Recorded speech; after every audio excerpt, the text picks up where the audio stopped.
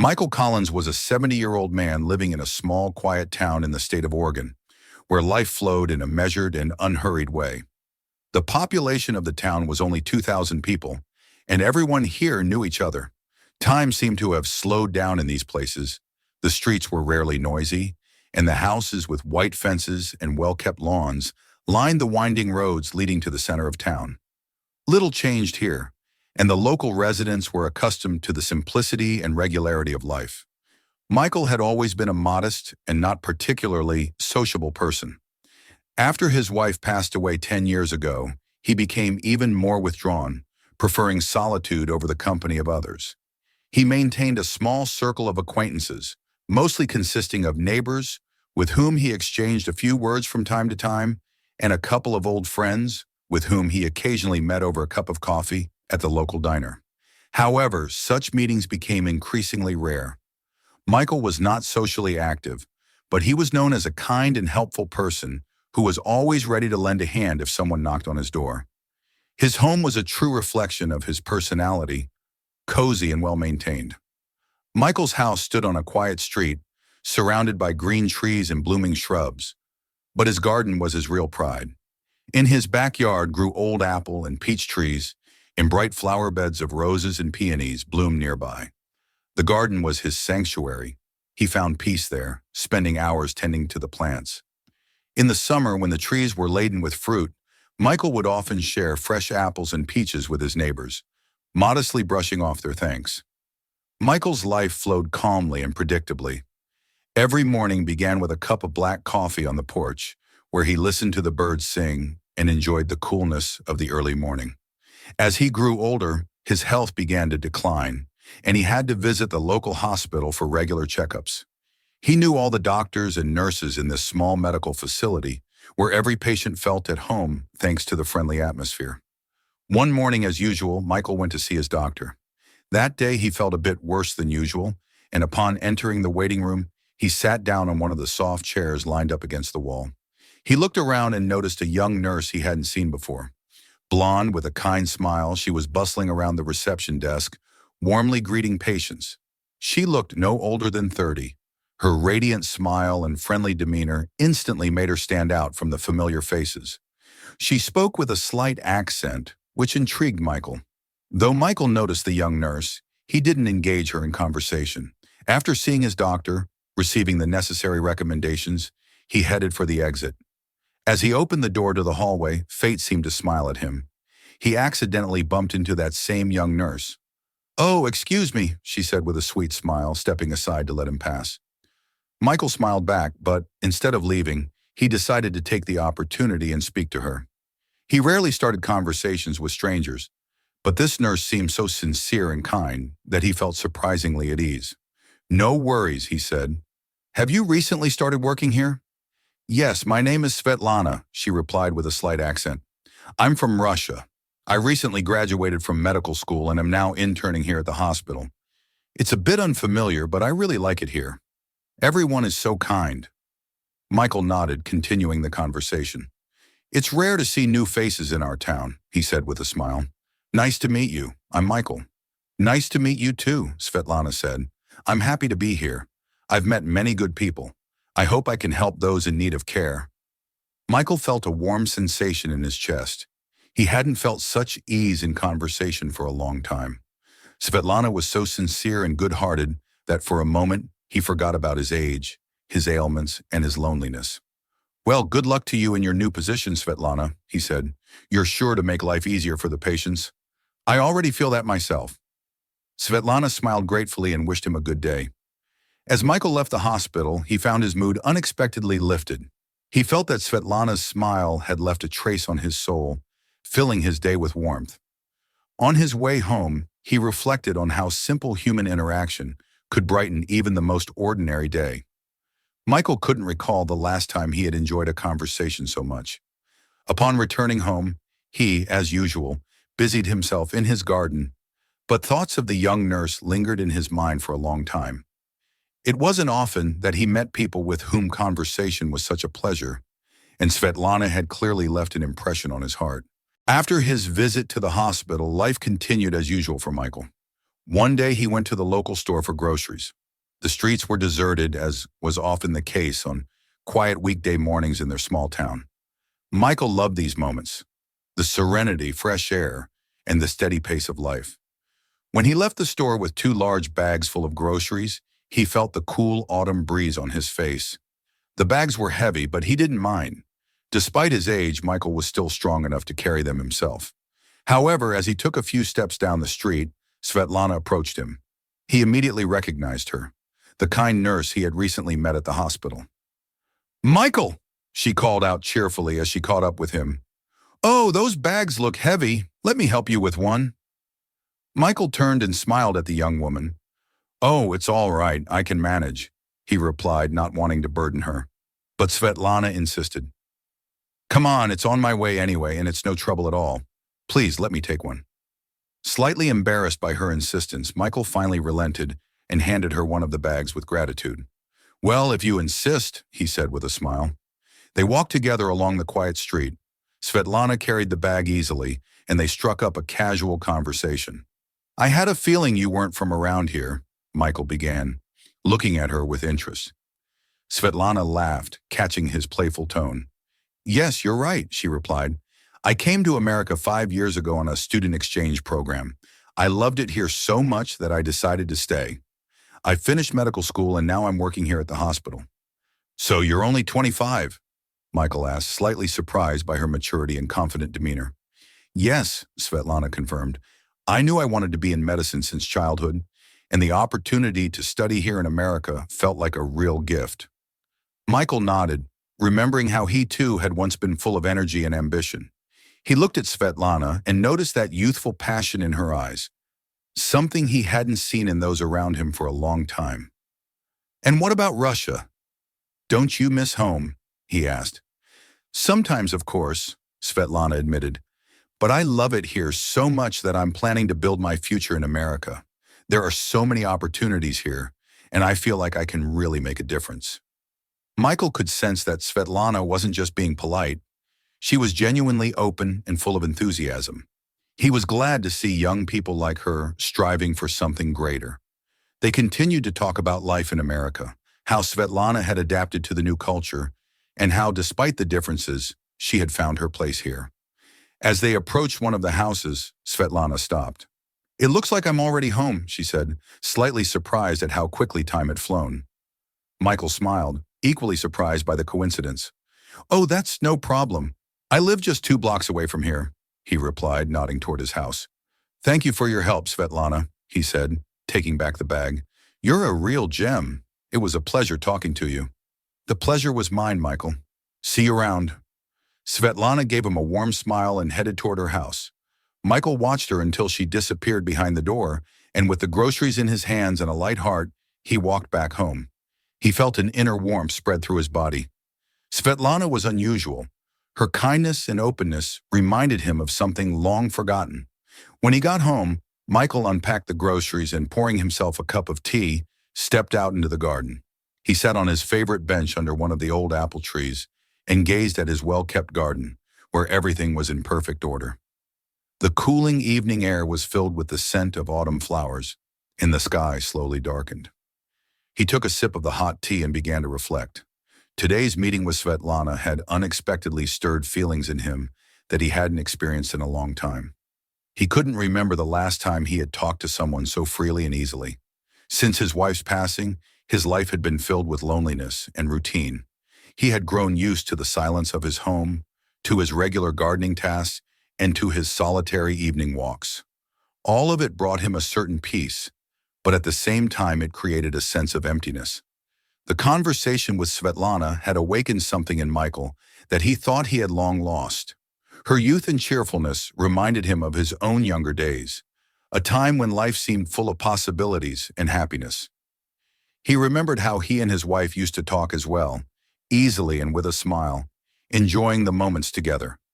Svetlana, as if for a brief moment, brought him back to those days when he felt truly alive and needed. However, along with the joy, these thoughts also brought a tinge of sadness. Deep down, he still mourned his wife. Her absence had left a void in his heart that no garden, no task could fill. These feelings gnawed at him from within. The joy of meeting this new acquaintance intertwined with the longing for his lost love. He was grateful for the encounter with Svetlana, for those moments of lively conversation, but at the same time, he felt a bittersweet pain. Memories of his youth were now inseparably tied to the memory of his wife, who was no longer there. Michael took a deep breath and sipped his tea again. He felt a warmth in his soul at the realization that something had re-entered his life that brought him joy. Although he knew he couldn't bring back the past, he was thankful that people like Svetlana were part of his life now. Her kindness had filled his day with light, and that was exactly what he had been missing all these years.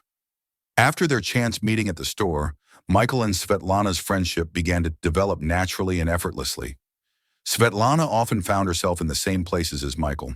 They would run into each other in the park when Michael went for a walk, or she would shop at the same small grocery store.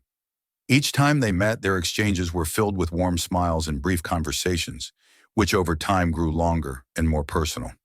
Svetlana radiated genuine kindness and openness, which deeply touched Michael. He wasn't used to communicating with someone so young, but her care and attention made him feel important and needed. She wasn't just being polite. She genuinely took an interest in his life, his past, and his hobbies. Each meeting with her brought Michael more joy, and he gradually began to feel that their friendship was becoming part of his life, even though he didn't realize it right away. One day they crossed paths again on the street as Svetlana was returning from a long day at the hospital. She looked tired, but her face immediately brightened when she saw Michael. "Michael," she greeted him. "How are you today?" "Everything's as usual," Michael replied with a smile. "I was just thinking of taking a walk. Would you like to join me?" Svetlana gladly agreed, and they walked together along the familiar streets, enjoying the peace and quiet of the small evening town. "How's work been?" Michael asked, trying to learn more about her life.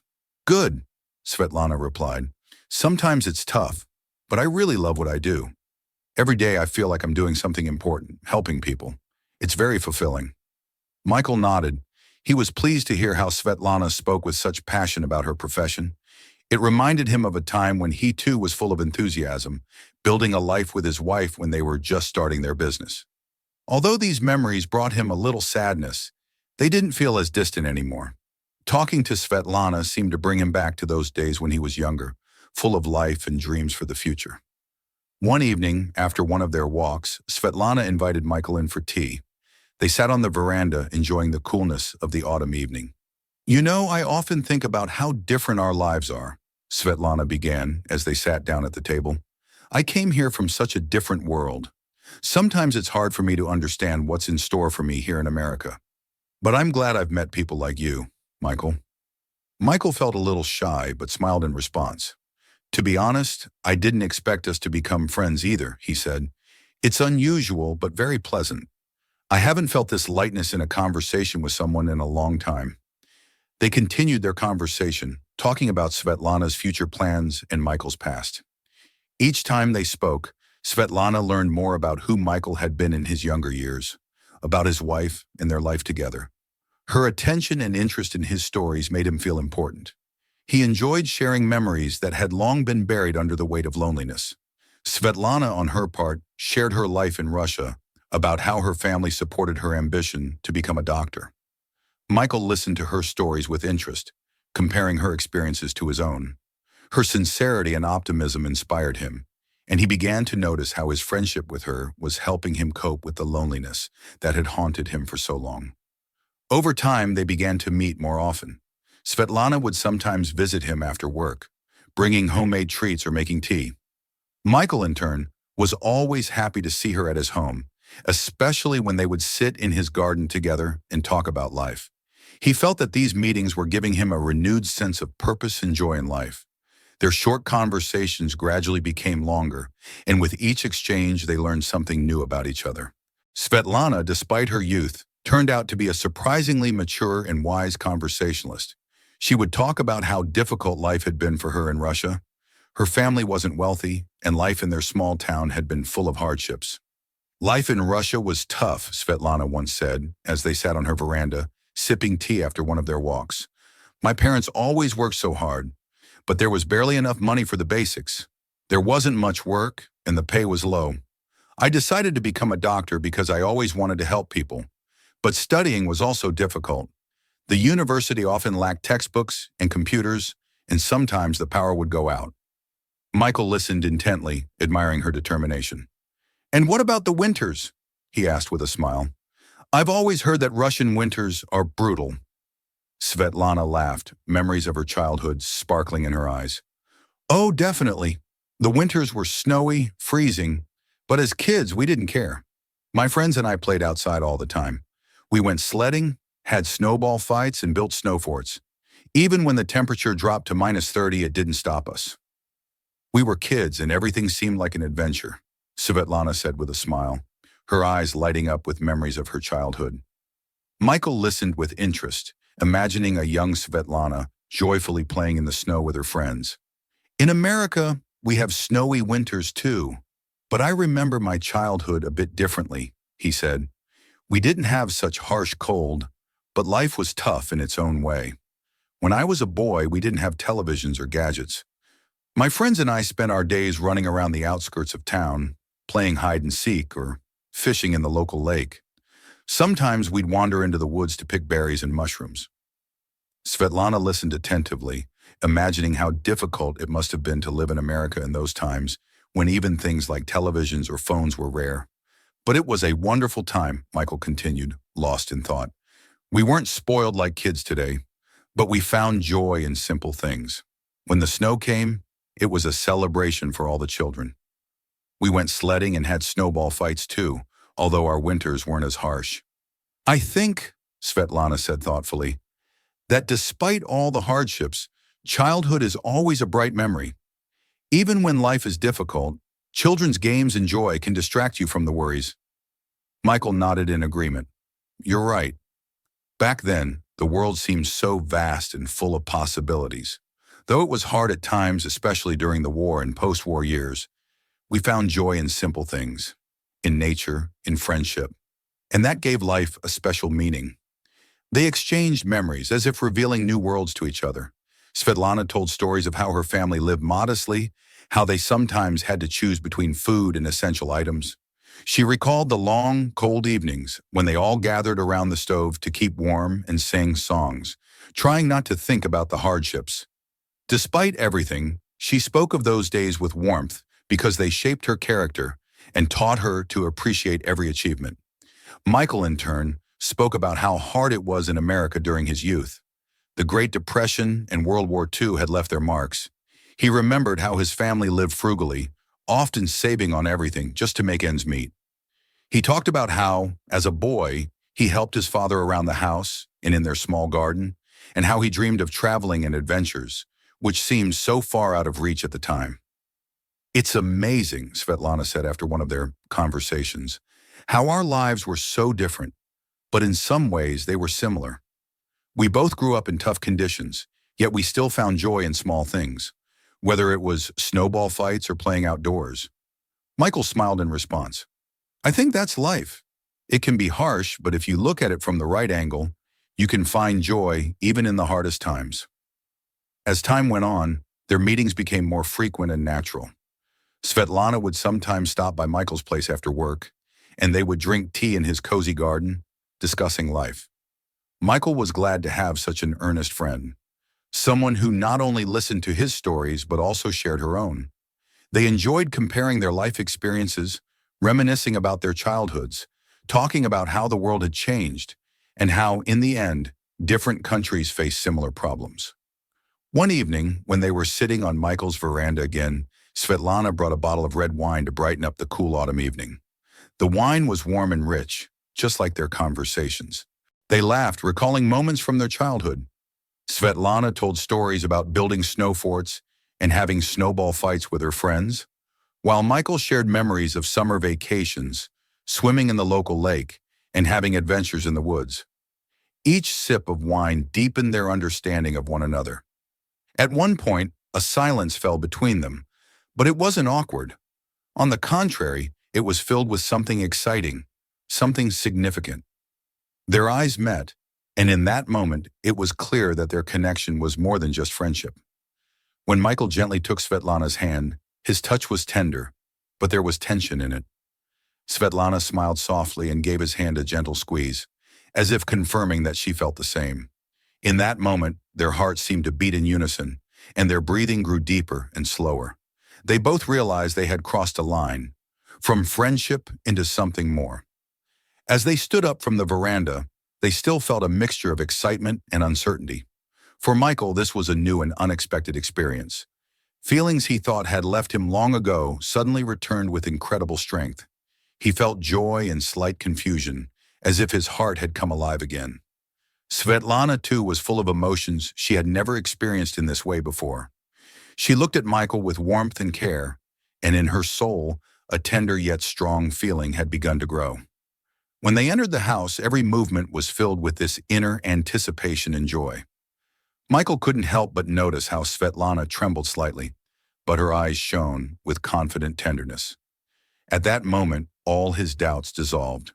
He understood that they were both ready for what would come next.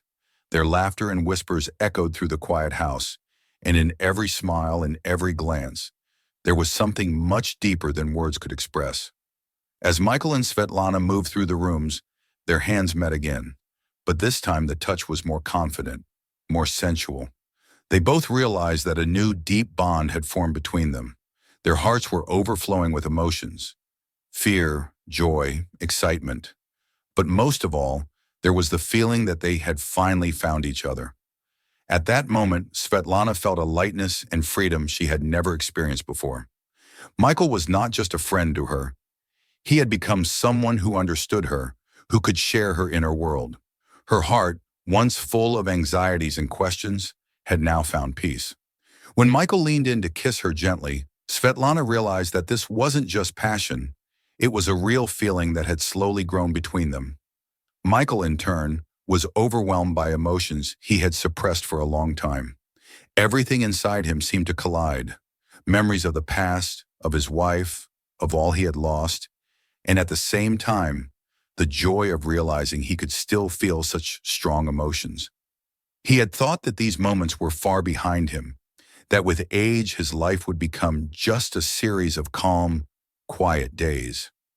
But with Svetlana, everything had changed. She had awakened in him feelings he thought were lost forever. As their clothes gently fell to the floor, there were no more doubts or hesitations between them. All the barriers that had once existed between them disappeared.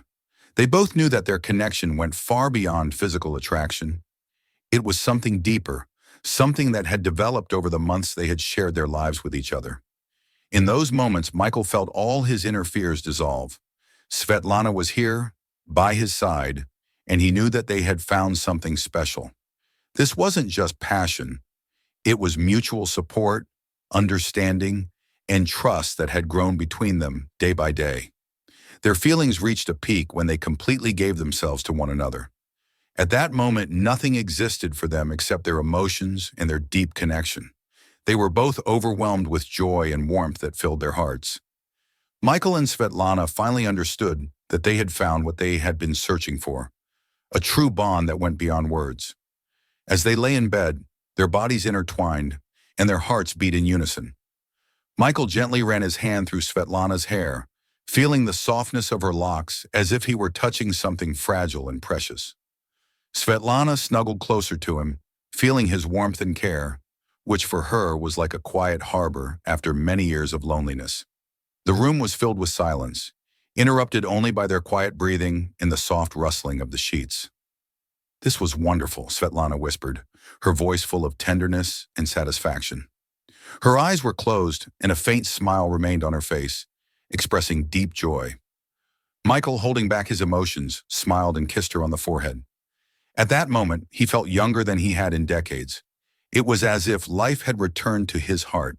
"Yes, it was something special," he replied, his voice slightly hoarse, filled with emotions that were difficult to put into words. "I can't even begin to describe how I feel." Svetlana lifted her head and looked into his eyes, her gaze filled with something more than mere satisfaction. There was love in her eyes, the kind of love one feels when they find their place beside another, as though all the pieces of the puzzle had finally come together. "I feel the same. It's like we found each other after years of searching," she said, her voice trembling with emotion. Tears glistened on her cheeks, but they were tears of happiness. Michael nodded, his eyes shining with joy and gratitude for this moment. He realized that he had found not just love, but also the peace and solace he had been missing for years. "I love you, Svetlana," he finally said, his voice steady but filled with tenderness. "This feeling is so strong, I can't hold it back." Svetlana smiled, her eyes filling with tears of joy. She felt each word like a confirmation that life can bring miracles, even in the most unexpected moments. "I love you too, Michael," she said softly, each phrase laced with sincerity. "This feeling is so deep, I can't imagine my life without you." They embraced each other tightly, holding on as if afraid to let go of the moment. In that embrace, there was something more than just love. It was a profound connection that had grown between them with each passing day, turning into something inseparable. In that silence, in that closeness, they finally found the peace and happiness that had once seemed so unattainable. After a brief pause, they kissed again, but this time, the kisses were filled with more passion, more life. Their bodies once again became one, and they felt as though the moment could last forever. But suddenly, something went wrong. Svetlana froze unexpectedly. Her body went limp, and her eyes closed. Michael, not understanding what was happening at first, tried to say something, but there was no response. Svetlana had lost consciousness. Everything in his mind came to a standstill. In a panic, with trembling hands, Michael tried to revive her, but she did not respond. Fear consumed him entirely, his heart racing uncontrollably. In desperation, he rushed to get a glass of water and splashed it on her face, but it didn't help. Feeling a faint pulse, Michael clung to a small glimmer of hope. Despite his shaking hands, he began performing chest compressions, praying that it would bring her back to life. But the minutes ticked by, and there was no sign of improvement. Realizing that the situation was spiraling out of control, Michael ran to the phone and, with trembling hands, dialed 911. His voice was shaking and full of despair as he explained the situation to the dispatcher. Soon the paramedics arrived, and Michael, sobbing, watched as they desperately tried to resuscitate Svetlana.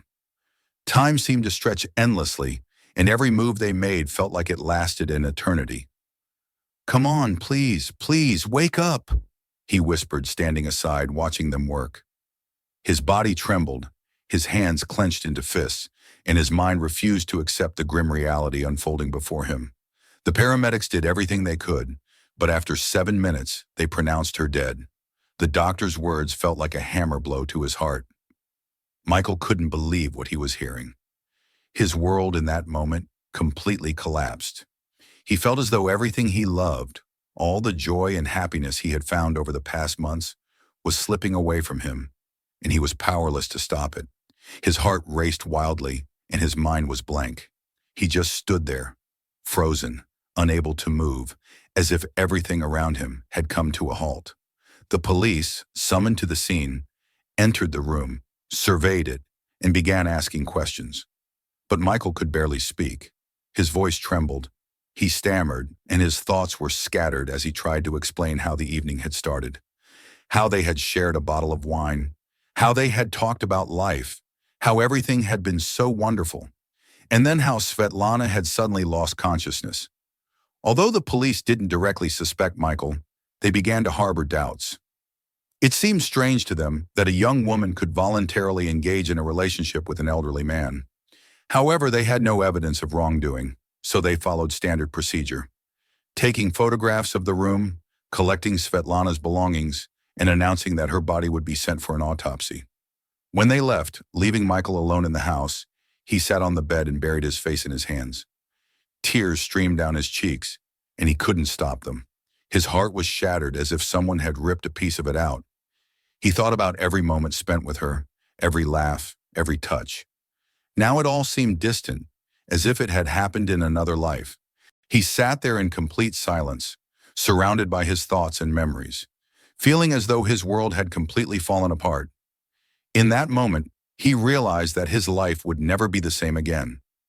Svetlana had been the light that had brought him back to life, and now that she was gone, There was an emptiness in his soul that nothing could fill. The next day, broken and hollow, Michael went to the police station to give his statement. His face was pale, his eyes red from a sleepless night and tears. The police asked questions, and he responded mechanically, barely comprehending what they were saying. They expressed their doubts, but they had no proof of his guilt. Michael returned home feeling even more isolated than before. Every corner of his home reminded him of Svetlana. Her presence could still be felt, but now it had become a ghost of the past. He sat on the couch, covered his face with his hands, and wept, realizing that his happiness had been so brief and fragile. Soon, new facts emerged that completely changed the course of the case. The autopsy confirmed that Svetlana had died during intercourse. The cause of death was a blood clot that had suddenly disrupted the flow of blood to her brain, leading to her sudden death. This evidence automatically cleared Michael, who had previously been under suspicion. Michael was called back to the police station. When he arrived, the investigator, holding documents in his hands, met him. The room was cold and sterile, and the fluorescent lighting only added to the feeling of detachment. The investigator, already familiar with the case, sat Michael down across from him and began explaining the autopsy results. "Mr. Collins," the investigator began in a calm and businesslike tone, "we've concluded our investigation. The cause of Svetlana's death was a blood clot, which led to a cessation of blood flow to the brain. It happened during intimate activity, and you couldn't have foreseen or prevented it. As a result, all charges against you are being dropped." Michael sat in the chair, barely processing what was happening. His hands were trembling, and his heart was beating so hard it felt as if it might burst from his chest. He stared at the investigator, but his thoughts were far from the cold words being spoken. Memories of Svetlana, especially her final smile and gaze, replayed in his mind. He couldn't accept that it had all ended so suddenly. "You are free to go," the investigator concluded, placing a hand on Michael's shoulder. His words seemed to reach Michael through a fog of thoughts and memories. Michael looked up at him, his eyes full of pain, and nodded faintly. Tears began to well up in his eyes, and he couldn't hold them back. The investigator said nothing more. Everything had already been said. Michael slowly rose from his chair, his body feeling heavy and immobile. Each step felt muted and uncertain, as if every movement echoed within his shattered heart. He slowly walked to the exit, feeling the unbearable weight of grief pressing down on him, one that he could not bear. Though Michael had avoided arrest, he couldn't escape another form of judgment, the court of public opinion. The news of Svetlana's death quickly spread through the town, and the story became riddled with rumors and speculations. People didn't limit themselves to what they knew. Every conversation added another layer of gossip, guesses, and false interpretations. Many found it strange that a young woman could die under such circumstances with an elderly man, and this only fueled further suspicion. The town, which had once seemed calm and safe to Michael, turned into a place of fear and judgment. Every time he left the house, he felt the eyes of his neighbors on him. Those stares were filled with disdain and distrust.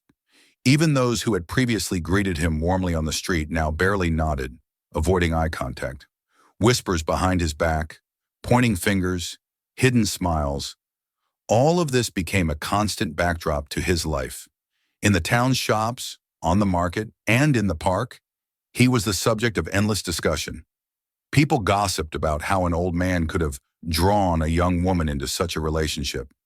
The locals speculated about his guilt, debated his possible motives, and questioned the strange nature of their union.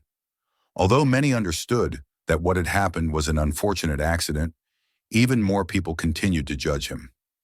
In their eyes, he had become an outcast. Every new encounter with neighbors, every trip to the store became a test for Michael. He felt that people looked at him as if he were somehow responsible for what had happened. He couldn't find solace in friends or in those who had once been close to him. Even the rare friends who tried to offer support did so cautiously, as if they weren't entirely sure he deserved their sympathy. Michael no longer felt like a part of this town. His home, once a cozy place, became a prison, where he retreated to hide from the world. Every room, every corner reminded him of Svetlana, especially the room where they had spent their final moments together. He often locked himself in that room, sat on the bed where she had once lain, and cried. Her laughter, her smile, her touch, all of it lived only in his memories. Those memories brought him pain, but he couldn't let them go because they were all he had left. Every day was a new trial for Michael. He felt as though his life had lost all meaning.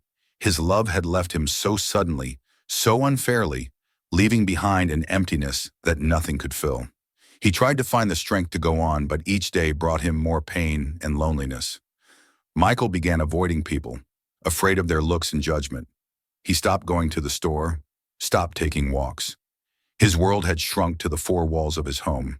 He lived in memories, thinking constantly of Svetlana, of her voice, the way she looked at him, the way she laughed. It seemed to him that every corner of his house held her shadow, her warmth. He couldn't let her go, and this pain, like the memories, seemed endless. Michael often sat in silence, surrounded only by his thoughts.